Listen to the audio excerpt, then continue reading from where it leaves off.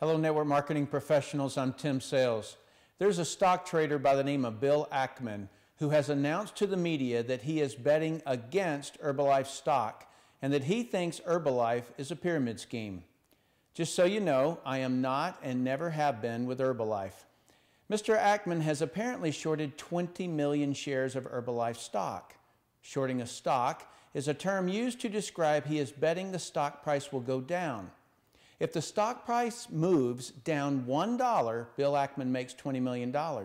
If the stock moves down $10, he makes $200 million. That should answer the question in everyone's mind why he's going public on the media stage and is roaring to all who will listen that because Herbalife doesn't have a high enough percentage of real customers buying their products, it's an illegal pyramid scheme.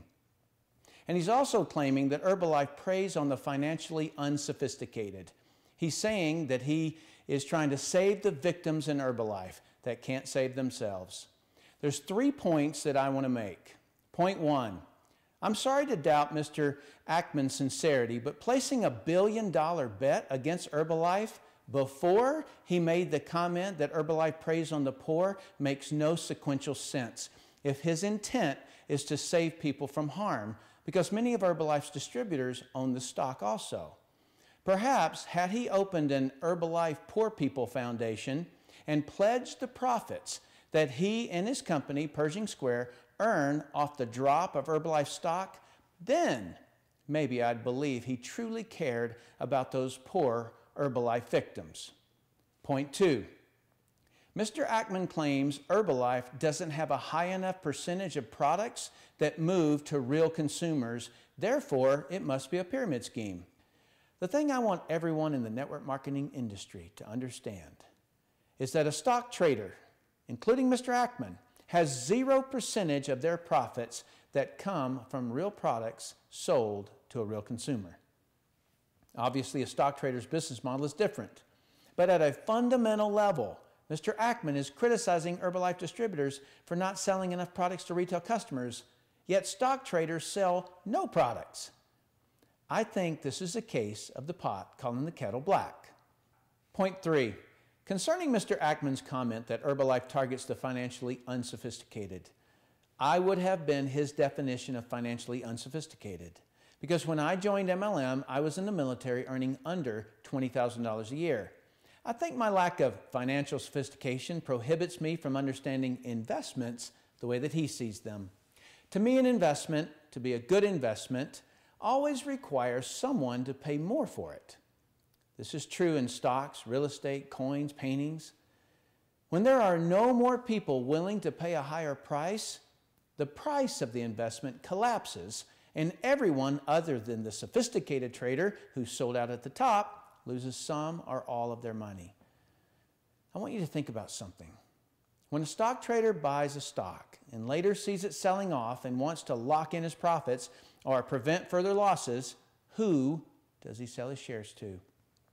The people who buy the shares near the top in the stock trading industry are known as the cattle and sheep. Without the cattle and sheep, the sophisticated trader would have no one to dump his shares on. I see it as heartless guy must find dumb guy to dump his shares on. The only exception to my views of investments is when someone holding the asset adds some kind of value to it, like buying land and building a house on it and then reselling it. But as a stock trader, there is no added value. If you buy Apple stock, you don't better Apple's products. You don't invent new products. You don't hire and train staff, nor do you help Apple write an advertisement and sell more widgets. You just buy something and look for a dumber person to buy it at a higher price, who will then try to find an even dumber person until eventually the owner of the asset can't find any dumber people to buy it. Then he realizes he's the dumbest of them all. Stock price collapses and starts the cycle all over again. Pretty scammy if you ask me. So when anyone claims that an MLM company will collapse when no more new people are available to join the scheme, yet it has never happened, it is particularly hypocritical when someone from the stock trading industry makes this allegation. In my view, the financially sophisticated are those who add value to an asset. And to me, people are the greatest assets. When I can educate someone to control their weight, I'm adding value. I've found that creates a long-term friend and customer. And if I can train people in my business to understand that if they care more about the customer's needs and wants than getting the sale, it'll build tremendous trust that will last a lifetime, and that person will buy a lot of products throughout their lifetime. What I'm saying is, always adding value is how I describe the financially sophisticated. I know I'm old school. I'm told that all the time. I also think it's hypocritical for anyone in the stock trading business to criticize any industry other than their own for people losing money. People have lost more money in the stock markets of the world than any other industry by far. I mean, stock traders can lose $1 trillion of people's money in a couple of weeks, and it's still legal. Heck, May 6, 2010, stock traders lost $1 trillion in 5 minutes. What's being called the flash crash. It's unbelievable.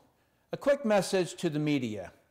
Do yourselves a favor and don't ever quote Robert Fitzpatrick. He destroys your credibility. He is not an expert on pyramids, as he claims. He is an MLM critic, which is very different than an expert. He hates and is obsessed with anyone who succeeds in MLM because he failed at it.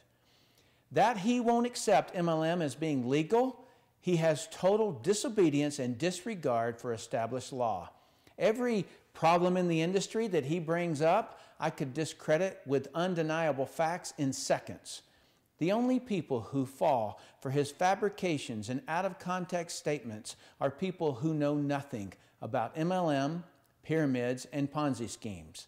As an example, he stated on CNBC that 96% of people in MLM don't succeed or don't make their money back. That was deceptive, and he knows it.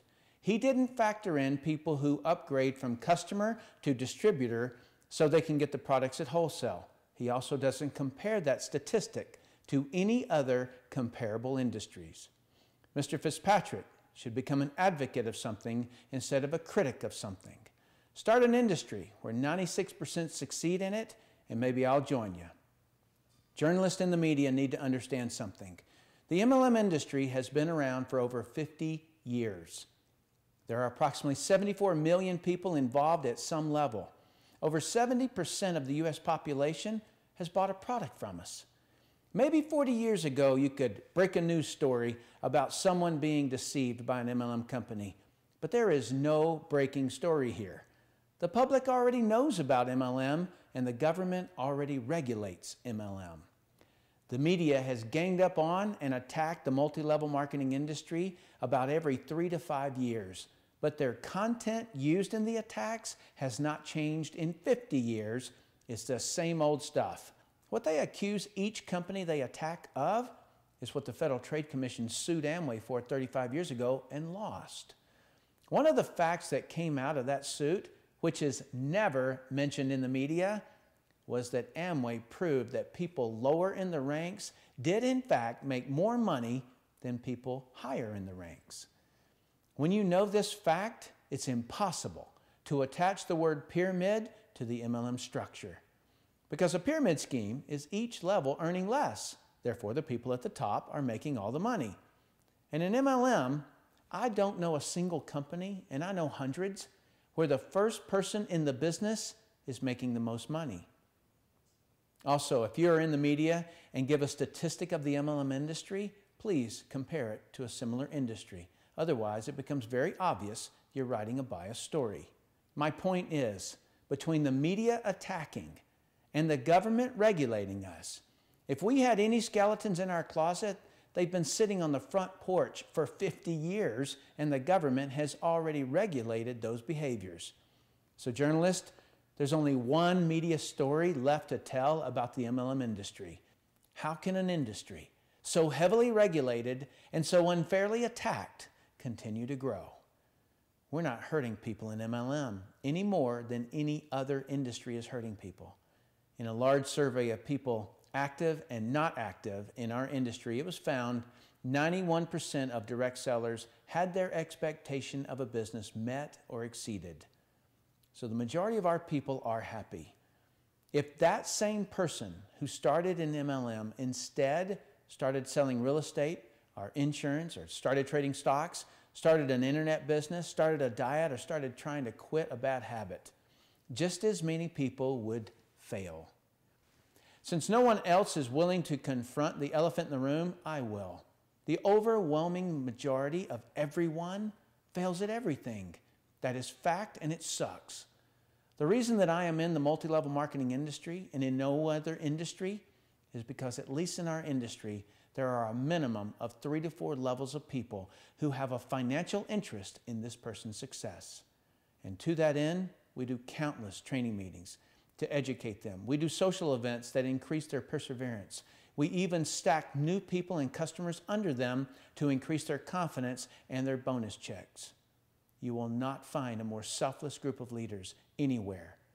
I was one of those who probably would have failed had I not had that kind of support. So I am forever indebted to this industry. MLM is not a perfect industry, and I have never claimed it to be so.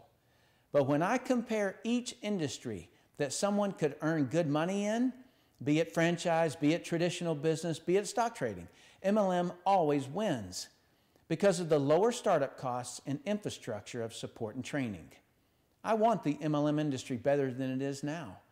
I'm working on training methods and techniques to better the statistics of us. But until someone in every industry takes responsibility for your own industry's poor statistics, don't cut MLM down, because every industry that has a high income potential has pretty much the same failure rates. Truthfully, I don't have anything against the stock trading industry or investments. If everyone in your industry knows the rules of engagement, go at it. All I've tried to show here is that from an outsider looking in, any industry can have a little scamminess to it. It's no different in MLM. We're not trying to deceive or scam anyone. To all network marketers, support Herbalife. Don't criticize them. Also, get a lot of customers. As you can see, by not doing so, it opens us up for attacks. To Herbalife distributors, don't you dare let the Wall Street fat cats derail your business. What Bill Ackman hopes is that the media attack he has delivered on Herbalife will cause you to reduce your efforts. If you reduce your efforts, Herbalife might not earn as much profit as they did last quarter, which could cause the stock to drop. Not because of Ackman, but because you got scared and reduced your efforts. Your CEO, Michael Johnson, is a great leader, worthy to follow. This media phase will end, I promise. I've been through it. So double and triple your efforts. Sell more products than you've ever sold before. Train others to do the same, and have the best quarter Herbalife has ever had. And if you do this, you will punish the short sellers in your stock. If Herbalife stock goes up $20, Mr. Ackman loses $200 million. Now, wouldn't that be fun?